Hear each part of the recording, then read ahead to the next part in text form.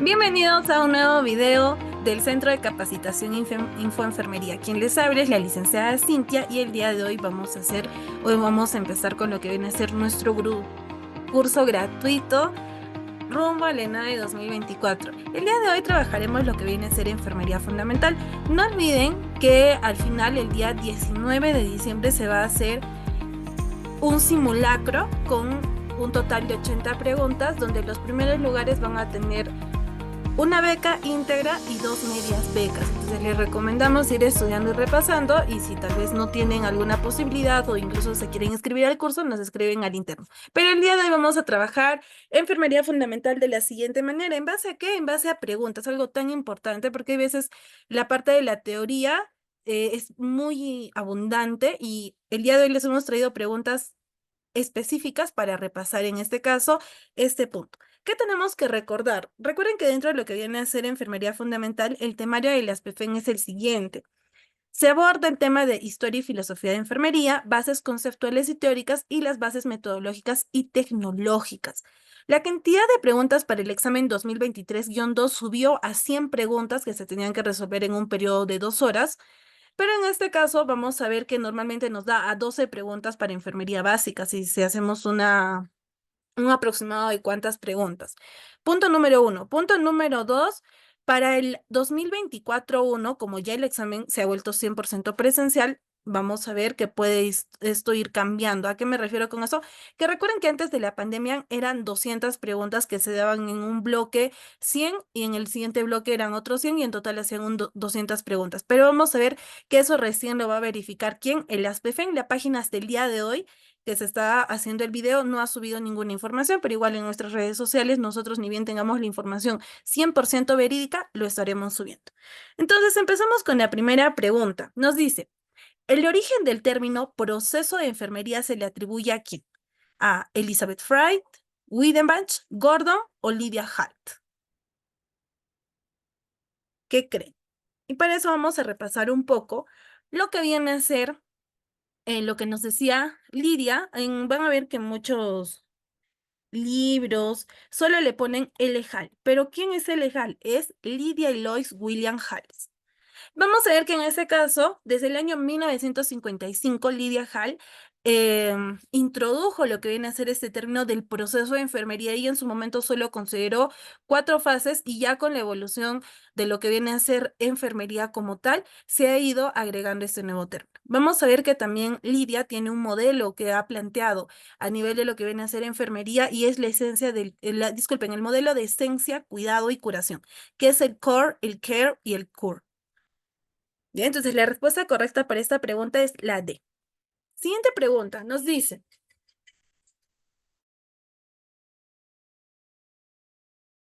perfecto, colega. Siguiente pregunta. Nos dice que la filosofía de la enfermería es el resultado de los esfuerzos profesionales que realizan las enfermeras para elaborar un sistema personal de creencias. ¿Sobre qué? Los seres humanos, la salud, el ambiente, la epidemiología, la salud pública y la enfermería como proceso. Esa es una de las preguntas que más se repite. Si ustedes revisan el temario desde el 2015-2016, van a ver que esta es una pregunta que tal vez no te viene tal cual, o sea, no te va a venir la misma pregunta, pero sí va a ir cambiando. Por ejemplo, te pone, ¿no? ¿Cuál es el sistema personal de creencias en enfermería? Los seres humanos, ¿no? Lo que viene a ser la salud, el ambiente y la enfermería como proceso. Pero tal vez no te viene enfermería como proceso, sino te puede venir también como cuidado. Tal vez no te venga seres humanos, te puede venir como qué, como persona.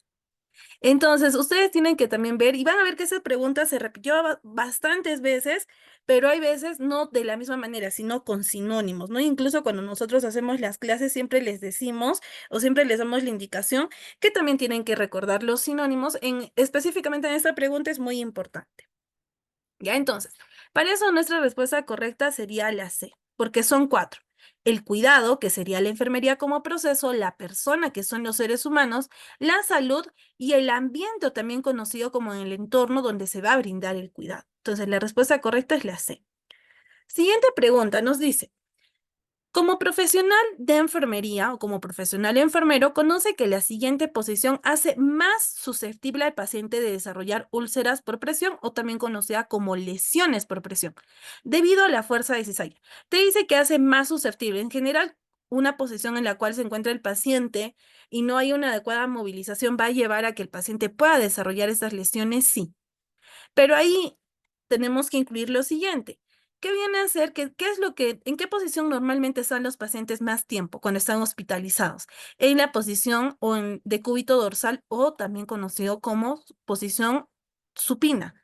Entonces, de cúbito supina. La respuesta correcta es la D.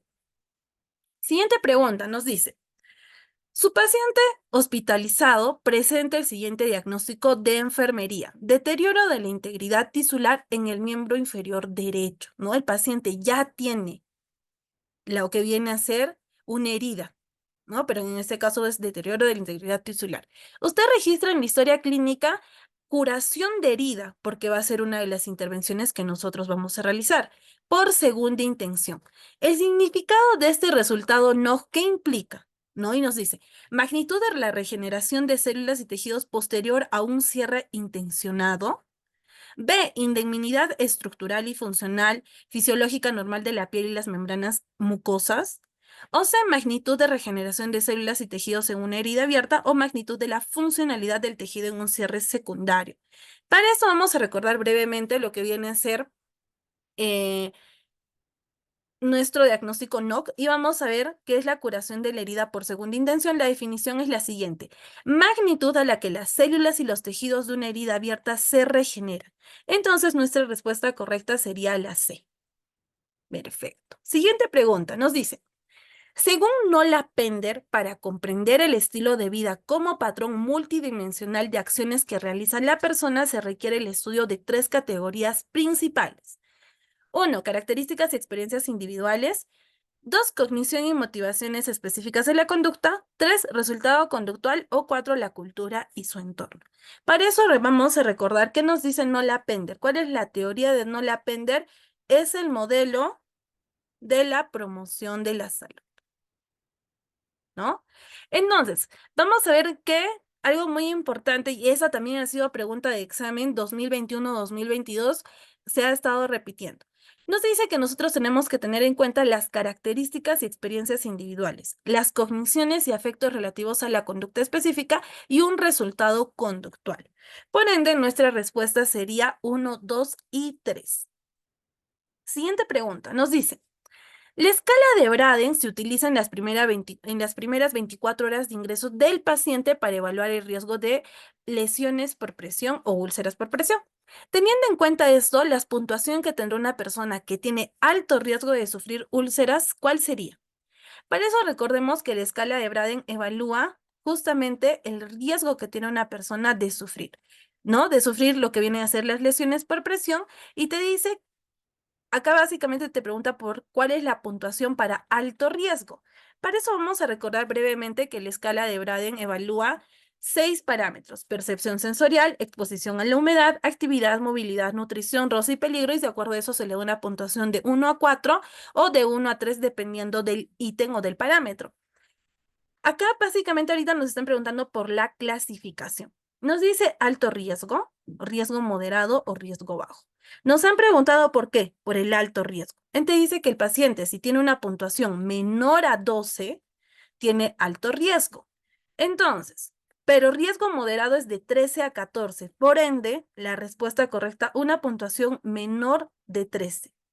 No igual a 13, no mayor de 13, sino menor de 13, que en este caso empezaríamos con el 12. Entonces, la respuesta correcta es la D. Siguiente pregunta, nos dice, a la emergencia ingresa un paciente que tiene como diagnóstico de enfermería dolor agudo. Utilizando el proceso de enfermería, usted identifica que ese diagnóstico pertenece a qué dominio: afrontamiento, confort, principios vitales o autopercepción. Esta ha sido también una pregunta que ha venido bastante a nivel de qué, de dominios, colegas. Ustedes tienen que recordar qué es, cuántos dominios maneja lo que viene a ser el NAE. Y en base a eso van a dar su examen en NAE también.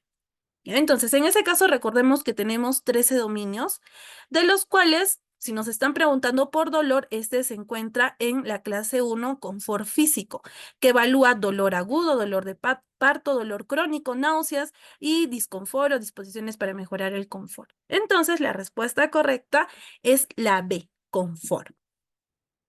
Siguiente pregunta, nos dice, el término utilizado para describir la excreción urinaria total menor de 400 cc en 24 horas. Ojo, 400 cc en 24 horas. Es oliguria, disuria, anuria, nicturia, diuria. Y para esto tenemos que recordar parte de la terminología en el sistema urinario, que también algunas veces ha sido pregunta de examen. Ustedes tienen que estar preparados para poder responder un examen de acuerdo a todo lo que se ha aprendido en los 10 semestres de carrera. En este caso vamos a ver que nos dice que la oliguria es la disminución de la excreción de orina inferior a 400 ml en 24 horas. Por ende, nuestra respuesta correcta sería la A, oliguria. Siguiente pregunta, nos dice, la enfermera del programa de tuberculosis brinda cuidado a las personas sin distinción alguna, con trato amable, cordial y profesional. En este caso se está aplicando el principio bioético denominado justicia, beneficencia, totalidad, autonomía o subsidiariedad. Para esta pregunta, y también ha sido pregunta de examen, todos los años hay una pregunta con respecto a qué, al principio bioético. Si no te van a preguntar por uno, te van a preguntar por el otro. Y ya no te preguntan la definición, sino te ponen como en este caso un ejemplo, ¿no? O te ponen un caso y te dicen en tal caso, ¿cuál sería? Para eso acá vamos a rescatar algo muy importante y es que te dice, la enfermera del programa brinda cuidados a las personas sin distinción alguna. ¿A cuál hace? Si dice sin distinción. Si te estaría hablando, por ejemplo, de consentimiento informado, sería autonomía. Si te estaría hablando de hacer el bien al paciente o en todo procedimiento en el cual tú hagas el bien al paciente, sería la beneficencia. Pero te dice sin distinción alguna, sin ningún tipo de discriminación. Eso nos da a entender, totalidad no es un principio bioético, subsidiariedad tampoco. Entonces, la respuesta correcta sería la A, de justicia. Acá lo que nos estaría tal vez la no maleficencia, nunca hacer daño o tratar de hacer daño a nuestro paciente cuando lo estamos atendiendo. ¿Ya? Siguiente pregunta. Nos dice, dentro de los modelos de suplencia o ayuda, donde el rol fundamental de la enfermera consiste en suplir o ayudar a realizar acciones que la persona no puede llevar a cabo por sí sola, miren, no puede llevar a cabo en un momento en su vida. Aparece el concepto de déficit de autocuidado. Usted como enfermera sabe que este concepto está referido a quién. ¿Quién nos habla de la teoría del autocuidado? Dorotea Oren, ¿no? Entonces la respuesta correcta sería la D, ¿no? Dorotea nos habla de la teoría del autocuidado, del déficit del autocuidado y de los sistemas de enfermería donde nosotros entramos a ver cómo está nuestro paciente y qué sistema vamos a aplicar en él. Bien, entonces la respuesta correcta sería la D. Perfecto, colegas. En este caso, aprovechamos para invitarlos. Nosotros tenemos un curso en NAE que va a empezar este 21 de diciembre, donde vamos a ofrecerles absolutamente el material necesario. Recuerden que el material es complementario. Acá lo que se prioriza es que son clases en vivo. No son clases grabadas, pero sí quedan, o sea, así como ahora se les está explicando, se les está enseñando, igual las clases. Se dictan en un horario, en un cronograma que ya les voy a explicar al final, y son clases 100% en vivo. Van a tener en ese caso simulacros por cada módulo, simulacros tipo NAE y acceso a todas las clases grabadas. Incluso van a tener clases adicionales para que se inscriban al CERUMS, para que se inscriban al ENAE, ¿no? Para que no tengan dificultades al momento de que salga la convocatoria, ustedes ya puedan inscribirse. Continuamos, colegas. Siguiente pregunta, nos dice, durante el baño de un paciente que ha tenido COVID-19 y ha quedado con algunas secuelas, este experimenta falta de aliento y cierta dificultad para respirar. La cama está en posición plana. La posición más adecuada para el paciente en ese momento, ¿cuál es? Trendelenburg, prona, supina o Fowler. Para esto recordemos lo siguiente, que estamos hablando de un paciente con COVID-19. Dentro de la estandarización que se ha trabajado a nivel internacional y se ha visto resultados, incluso hay estudios, si ustedes buscan lo que viene a ser artículos en el Sevier, van a encontrar algo muy importante que es la posición, en este caso de cúbito prono, para los pacientes, ha ayudado bastante a mejorar el síndrome de distrés respiratorio que ellos tenían en su momento. Muy diferente a que solo les pregunte, por ejemplo, en un paciente que tiene problemas respiratorios, por ejemplo, que tiene un problema de EPOC. Si en el caso cambiaran por EPOC, claro, en ese caso sí la posición sería Fowler, pero les están diciendo en un paciente con COVID-19 y para su mejora es la B, posición prona. Siguiente pregunta. Nos dice, la inmovilidad prolongada en el paciente genera complicaciones en el sistema respiratorio intestinal. Señala las complicaciones más frecuentes. Acumulación de secreciones mucopurulentas, diarrea, acumulación de secreciones bronquiales, incontinencia fecal, neumonía hipostática y diarrea, neumonía hipostática y estreñimiento o neumonía hipostática e incontinencia fetal. En general, la inmovilidad puede generar muchas complicaciones tanto a nivel respiratorio como a nivel intestinal. Y disculpen, y en otros sistemas también, a nivel de la piel, a nivel genitourinario, pero vamos a ver qué nos dicen estos dos. Para eso recordemos y vamos un poco más. Si el paciente no se puede mover a nivel intestinal, ¿qué es lo más probable que pueda desarrollar nuestro paciente? Las diarreas o el estreñimiento. Así no recorres mucho a nivel respiratorio, pero a nivel intestinal. Los pacientes que no se pueden mover normalmente sufren ¿de qué? De estreñimientos. Por eso es que los pacientes que están postrados en cama se les da lo que viene a ser la lactulosa, ¿no? Los que están ahorita haciendo el internado y han pasado el internado estarán recordando. Entonces vamos a ver que la única que va con esa respuesta que sería el estreñimiento sería la D. Pero repasando un poquito más, ¿qué es la neumonía hipostática? Es la acumulación de líquido en los pulmones a nivel de que en pacientes normalmente que están postrados o en adultos mayores que también no se pueden mover. Entonces, nuestra respuesta correcta sería que la D. Muy bien, colegas. Siguiente pregunta nos dice, fue una dama romana que se convirtió al cristianismo, dedicó gran parte de su vida al cuidado de los enfermos y fundó el primer hospital de Roma. Encarna el antecedente de la medicina social y de la enfermería, del buen trato al paciente y de la caridad. ¿A qué persona hace referencia? Acá hay 4 nombres que ustedes siempre tienen que recordar. Esa fue una pregunta del 2019-1 y se volvió a repetir en el 2020. ¿No? Marcela, Paula, Fabiola, Eustaquia. Eustaquia no. Ya tenemos 3 nombrecitos. Incluso acá falta un nombre más que es Febe, ¿no? Por eso les digo, ustedes tienen que recordar 4 nombres muy importantes hablando parte de lo que viene a ser la historia de enfermería.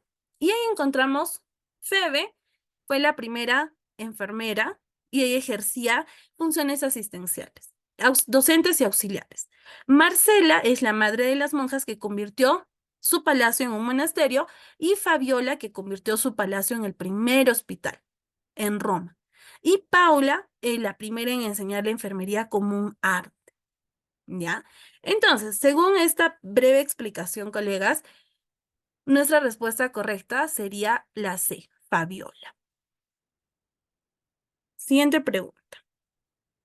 Nos dice, la enfermería es considerada como una profesión cuya esencia es ¿qué? El cuidado humanizado, el proceso de enfermería, el ser humano, el método científico o el sistema holístico. Ojo que nos está hablando de la esencia de la profesión. Para esto vamos a recordar brevemente que nosotros lo que hacemos y nuestro quehacer y demás, en lo que se basa enfermería, en qué nos distinguimos, por ejemplo, de los médicos, para que recuerden esa pregunta, es en el cuidar. Nosotros no ofrecemos tratamiento, nosotros no ofrecemos básicamente medicamentos. Nosotros ofrecemos el cuidado en base a lo que nosotros vemos en nuestro paciente. Entonces, la respuesta correcta es la A, el cuidado humanizado.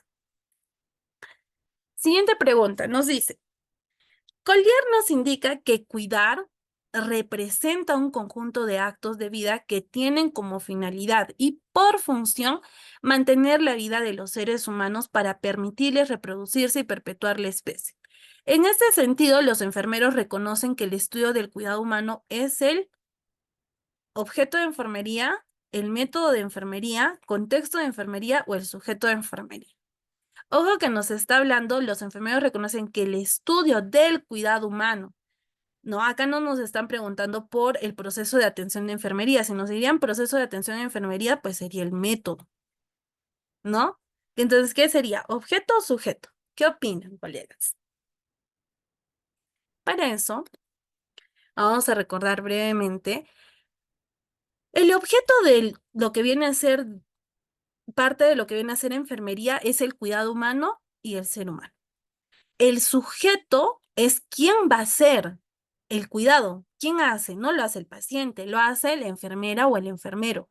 Nosotros somos los sujetos. El objeto es en quién voy a aplicar mis cuidados, en el paciente. ¿Y qué voy a aplicar en el paciente? Los cuidados, ¿no? Si se está entendiendo. El contexto es el entorno, en el medio en el cual yo voy a ofrecer esos cuidados y el método es el proceso de atención de enfermería, también conocida como PAR. Esta es una pregunta que también ha venido en muchos exámenes y no siempre te van a preguntar por el objeto. Te pueden preguntar por el sujeto, te pueden preguntar por el contexto, te pueden preguntar por el método, que fue igualmente pregunta de examen en el 2023-1. Ya, entonces, si nos están preguntando por que el estudio del cuidado humano, ¿qué es el objeto de enfermería, que se va a aplicar en el ser humano, en las personas, en la comunidad, en la familia. Ya, entonces la respuesta correcta es la A, objeto de enfermería. Siguiente pregunta, nos dice, respecto a la comunicación terapéutica efectiva, la enfermera debe generar las siguientes condiciones: claridad, credibilidad, rigurosidad o confianza. Nos está hablando de una comunicación terapéutica efectiva, que también ha sido pregunta de examen, esta ha sido pregunta del 2022. Entonces vamos a ver que tiene que ser claro lo que voy a hablar con mi paciente, por supuesto. Tiene que contar con la credibilidad necesaria también y se tiene que generar la confianza, porque si yo soy una persona que soy apática con las personas o al momento de hablar con mi paciente, al momento de querer hacer, por ejemplo, mi proceso de atención en enfermería, no voy a generarle la confianza necesaria, el paciente simplemente no me va a responder. O no me va a responder o me va a responder cosas que no son necesarias o efectivas para lo que yo necesito. Entonces, la respuesta correcta sería 1, 2 y 4. ¿Ya? Entonces, la respuesta correcta es la B. Siguiente pregunta, nos dice, las recomendaciones que la enfermera debe considerar para iniciar una entrevista, ¿cuáles son? Ojo que te dice para iniciar, no te está diciendo, y acá vamos a repasar un poco, la entrevista terapéutica tiene, en este caso, etapas. Un inicio de la entrevista donde el ambiente tiene que ser el acorde, describir el propósito, presentación de nosotros como profesionales de enfermería. El desarrollo de la entrevista, que es básicamente recolectar datos, definir problemas o definir resultado, y la fase final de la entrevista, ¿no? Entonces vamos a ver que a este nivel, lo siguiente. Recibir al cliente en un clima de confianza e identificarse como enfermera, sí, ¿no? Les acabo de explicar. Hacer un ligero resumen de la conversación, no, porque ¿qué voy a resumir si recién vamos a iniciar? ¿No es cierto? Establecer un buen clima, empatía, indicar el tiempo de duración. ¿Qué dicen? Recolectar la información del estado de salud del paciente. ¿Qué voy a recolectar? Todavía nada, porque recién estoy iniciando. Informar el propósito y la confidencialidad de la entrevista correcto y establecer un buen clima, empatía, indicar el tiempo de duración que va a durar nuestra entrevista, ¿no? Durará 1 hora, media hora o de acuerdo a lo que se está planeando. Entonces la respuesta correcta sería 1, 3 y 5. ¿Ya, colegas? Siguiente pregunta. En el diagnóstico hipertermia relacionado con proceso infeccioso severo evidenciado por temperatura de 39,4 grados centígrados, marcar qué indicador no pertenece al diagnóstico, ¿no? Esa es una pregunta un poco rebuscada, por así decirlo. Y vamos a ver, ¿no? Que nos da inestabilidad de la temperatura, aumento de leucocitos, cefaleo, malestar en general. Para eso hay que recordar brevemente, dentro de lo que viene a ser la etiqueta en general, que es hipertermia, que es básicamente el problema que va a tener nuestro paciente, vamos a encontrar 3 tipos de resultados: termorregulación, severidad de la infección y signos vitales. Nos está pidiendo que hablemos sobre lo que viene a ser proceso infeccioso severo evidenciado por, ¿no? Entonces, severidad de la infección. Está inestabilidad de la temperatura, malestar general, el aumento de leucocitos y fiebre. ¿Cuál no corresponde? La cefalea, porque la cefalea es un indicador de qué? De la termorregulación en este caso. Entonces, la respuesta correcta sería la C, cefalea, porque esa es la que no pertenece al proceso infeccioso severo. Siguiente pregunta, nos dice, la enfermera al recibir el título de licenciada, al igual que otros profesionales, puede ejercer independientemente su profesión. Bajo la ley 3459, incorpora un artículo a la ley del trabajo de la enfermera que permite en su consultorio lo siguiente, ¿no? Recuerden que a partir de esta ley nosotros ya podemos formar lo que viene a ser un consultorio de enfermería. Nosotros tenemos la capacidad de trabajar de manera independiente como enfermeras, así como hay un consultorio médico, a la fecha nosotros tenemos lo que viene a ser consultorio de enfermería. ¿Qué nos lleva a esto? A ejercer la profesión sin necesidad de estar habilitada y colegiada. B, a aplicar fármacos previa indicación y bajo supervisión directa de otros profesionales. C, desarrollar cuidados de enfermería de acuerdo a sus funciones y competencias, o D, ofrecer servicios orientados exclusivamente a la recuperación de la persona. Recuerden que nosotros no solo trabajamos en la recuperación, nosotros trabajamos desde la promoción de la salud. Incluso van a ver que hay consultorios a la fecha de enfermeras, estimulación temprana, otras que son cuidados de ostomía, lo que vienen a ser servicios de tópico, dependiendo a lo que vea cada enfermera. Entonces, lo correcto sería la C, desarrollar cuidados de enfermería de acuerdo a las funciones que nosotros tenemos y competencias que son parte de lo que viene a ser la profesión como tal. Siguiente pregunta, nos dice, la enfermera tiene la responsabilidad de conocer los efectos adversos por la administración de opioides y estos pueden ser depresión respiratoria, insomnio, estreñimiento, vómitos. ¿Cuáles son correctas? Para eso recordemos primero qué opioides conocemos, ¿no? Por ahí, por ejemplo, está la oxicodona, está el fentanilo, está la morfina, que vamos a ver que incluso en ese tipo de pacientes, una vez que nosotros le ponemos el opioide o el medicamento, tenemos que estar controlando lo que vienen a ser los signos vitales, porque es muy importante hacer la valoración y el monitoreo respectivo.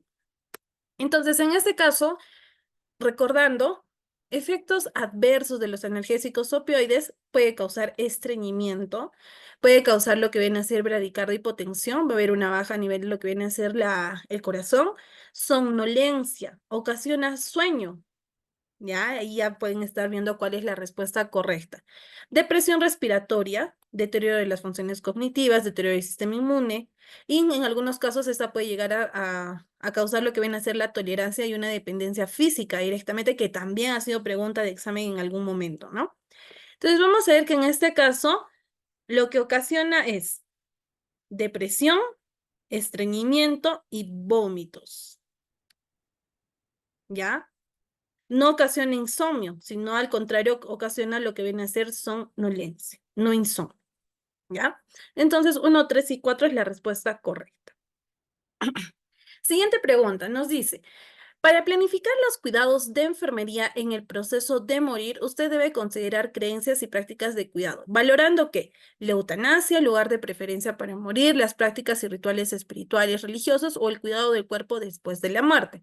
Para esta pregunta, nos dice, para planificar los cuidados en el proceso de morir, ¿no? Que viene a ser el acompañamiento a las personas que ya están con una enfermedad terminal, por ejemplo, pacientes que ya están con la etapa final del cáncer o una enfermedad que es incurable.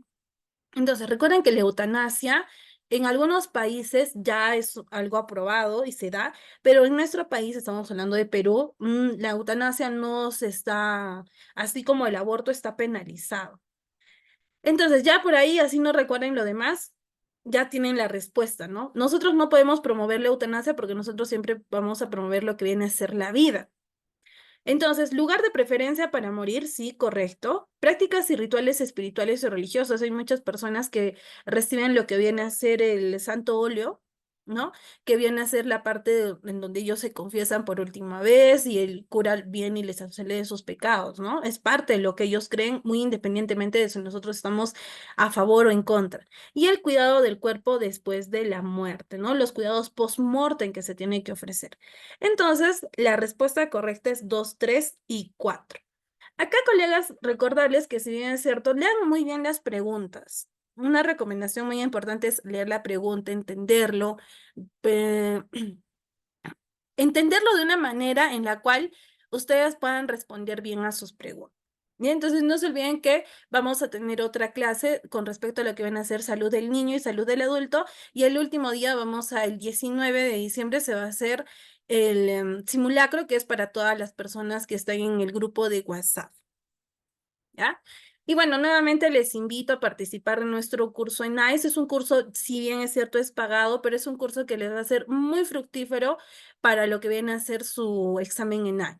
Si bien es cierto, tenemos temario actualizado, tenemos el banco de preguntas hasta el 2023-2, normas técnicas, clases que como les decía son clases en vivo, así se les va a ir explicando parte por parte. El temario va a basarse punto por punto. O sea, no vamos a hacer, primero vamos a trabajar todo lo que viene a ser teoría para luego hacer directamente lo que viene a ser banqueo. Y como pueden ver, esa es la programación que nosotros tenemos. Los invitamos a participar. El curso empieza este 21 de diciembre y culmina el 31 de enero. Tiempo suficiente para que ustedes se preparen, estudien y refuercen toda la información.